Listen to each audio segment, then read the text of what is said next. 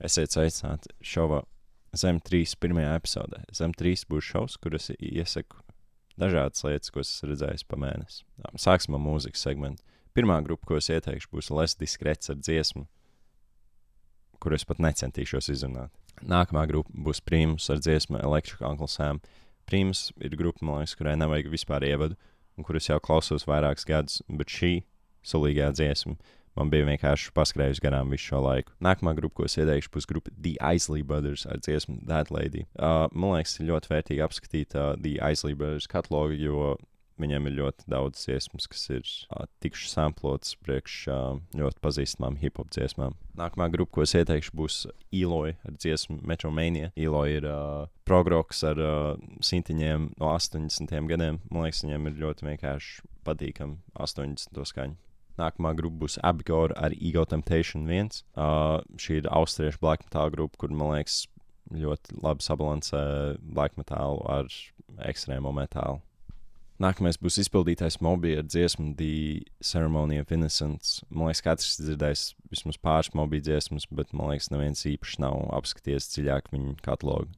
Nākamā būs dziesma Crack Era no Maxo Cream un Tyler, The Creator. Man vienkārši likās, ka šī ir dziesma ļoti interesanta beat un solid flow. Nākamā grupa būs Depeche Mode ar gabalu Blasphemous Rumors. Man liekas, ka katrs ir dzirdējis Depeche Mode, bet šis bija tāds patīkams deep cut, kurus atradu. Nākamā būs metalcore / elektroniskā grupa Electric Cowboy ar dziesmu Elevator Operator. Man liekas, Electric Cowboy vēl joprojām turpina radīt ļoti labu mūziku par ļoti muļķīgām tēmām. Nākamā grupa būs viena no manām mīļākajām grupām pašlaik.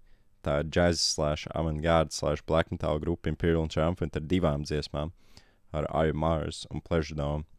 Pašlaik viņi gatavojas izdot 21. martā savu nākamo albumu Gold Star, kuru, man liekas, būs ļoti vērts pačkot.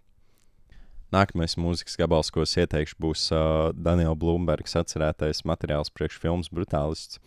Es parasti vispār neklausos ne filmu, ne spēļu sacerēto mūzikas materiālu, bet šis kaut kā man aizsēra auss un arī ļoti perfekti ievadījis mūsu nākamajā segmentā. Nākamais segments - films un TV šovu.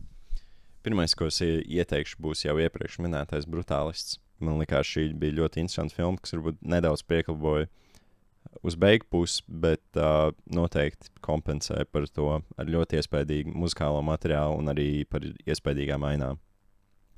Nākamais, ko es ieteikšu, būs seriāls The Boondocks.